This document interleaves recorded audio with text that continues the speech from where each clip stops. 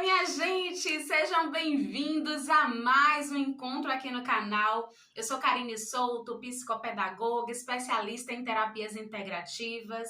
Não reparem que eu fiz uma cirurgia no dente e eu ainda tô com um cimentinho cirúrgico aqui.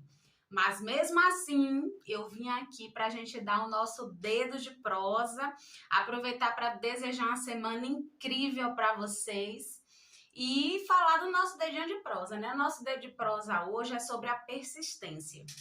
Na semana passada, uma paciente, ela perguntou assim para mim: Karine, você nunca teve vontade de desistir, não? E aí eu disse para ela, né? Desistir, não. Eu sempre tive muito alinhada com os meus sonhos, com os meus objetivos. E aí eu já estive cansada.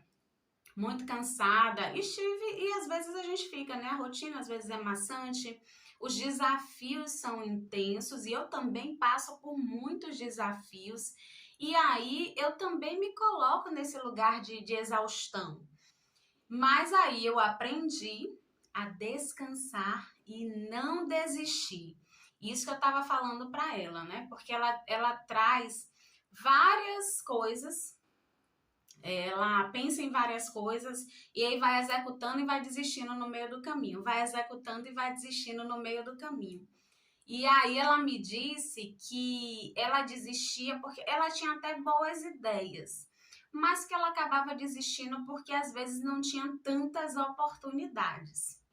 Então vamos refletir sobre esse poder da persistência e como persistir naquilo que a gente acredita abre portas.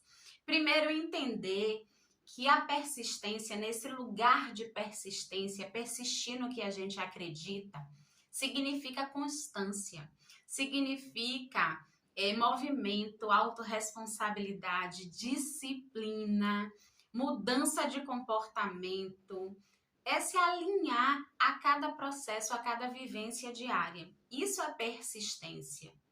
Né? É diferente de um lugar de insistência. Quando a gente insiste, a gente é teimoso. A gente não está ali conectado com os nossos valores mais pessoais.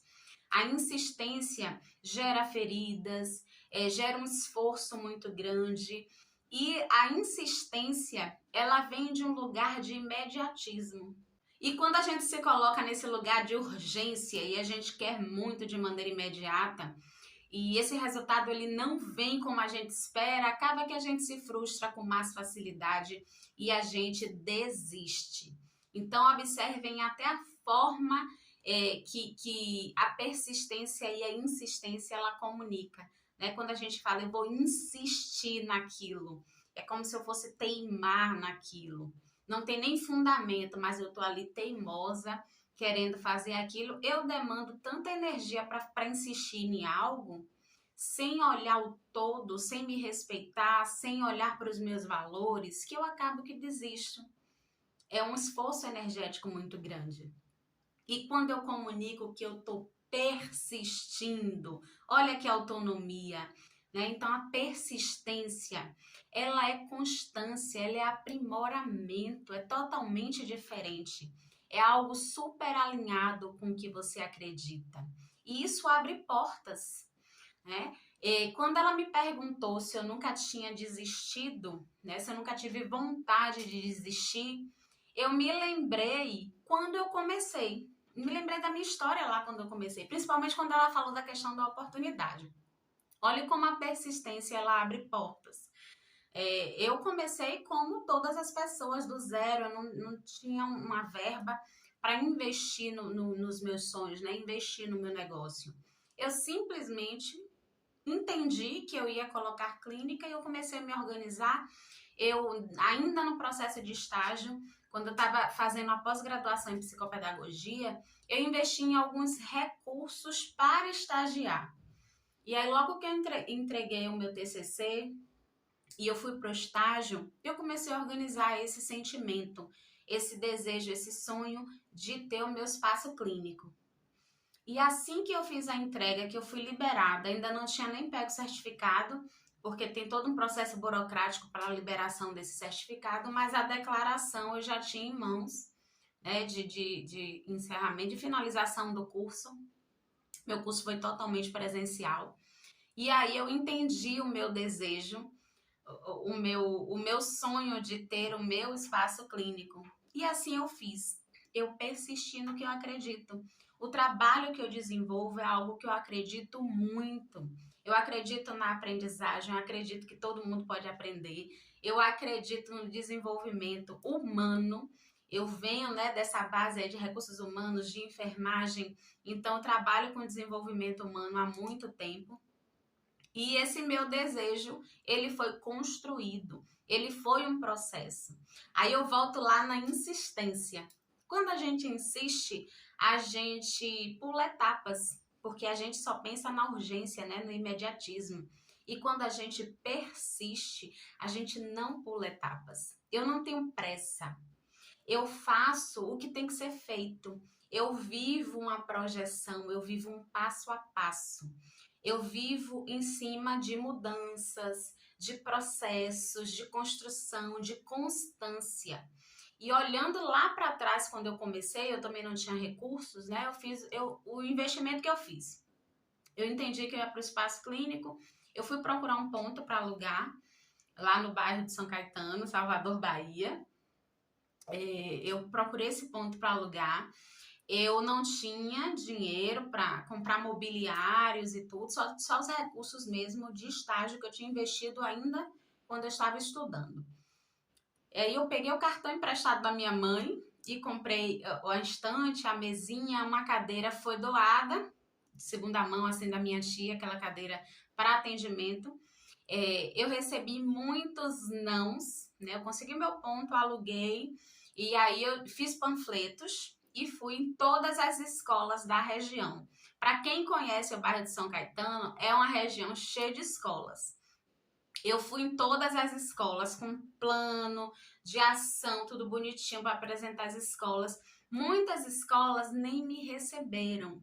Então eu recebi muitos nãos. Vocês que conhecem a região sabem que tem muitas escolas, né? Eu visitei todas. O único sim que eu recebi foi a última escola que eu fui. A última escola que eu fui foi que eu recebi um sim. Eu participei de uma reunião de pais e mestres, ali eu entreguei os meus panfletos e eu recebi a minha primeira ligação do meu primeiro cliente. O meu primeiro cliente não era dessa escola, não sei nem como foi que essa mãe me encontrou, alguém me indicou. E essa mãe, ela tinha uma gravidez de risco e ela pediu atendimento domiciliar. Meu primeiro cliente, meu primeiro contrato, eu ia para a clínica, separava todos os recursos que eu ia utilizar, fechava a clínica, ia para casa dessa paciente fazer o atendimento dessa criança. Essa criança se desenvolveu, ficou muito tempo acompanhada por mim. A mamãe ganhou o neném, né? O irmãozinho dele. E aí, depois que ela ganhou o neném, que ela conseguiu organizar a família, né, estruturar lá a rotina e conseguia deixar essa criança para o atendimento lá no espaço clínico. Então, meu início foi assim, mas eu acreditei, sabe, no meu sonho, eu acredito no trabalho que eu faço, desde a minha formação, que eu fiz com muito entusiasmo. Eu fiz percebendo o meu processo de construção de aprendizagem, meu processo de desenvolvimento naquilo. Então, abriu portas. Não, eu tive, mas nunca tive vontade de desistir, nunca. Eu tive muitos desafios, muitas preocupações, mas em nenhum momento eu pensava em desistir. Eu persisti em tudo que eu acreditava, em tudo que eu construí desde a minha formação. Cada processo, cada disciplina, eu tinha uma sensibilidade muito grande e eu percebia todo o meu desenvolvimento e toda a minha dedicação, porque é algo que eu acredito muito. Então, isso me abriu portas, né? Na verdade, eu criei as minhas oportunidades. Eu não esperei cair do céu uma oportunidade, eu não esperei cair do céu um dinheiro para eu investir no meu negócio. Eu não esperei alguém me dar uma ajuda, virar meu sócio financeiro. Eu criei oportunidades. Eu fui lá e fiz. constância, conhecimento, processos, entender que as coisas não são imediatas. Foi uma construção. Antes disso, eu já tinha anos na educação profissional. Então, eu levei anos construindo essa profissional que eu sou de desenvolvimento humano. A psicopedagogia foi só uma formação. A especialização em terapias integrativas foi só outra formação. Mas essa construção da terapeuta que eu sou hoje vem lá de trás. Talvez no meu primeiro estágio, do meu primeiro emprego, quando eu já tinha uma consciência profissional, quando eu já tinha muita autorresponsabilidade para fazer o que tem que ser feito.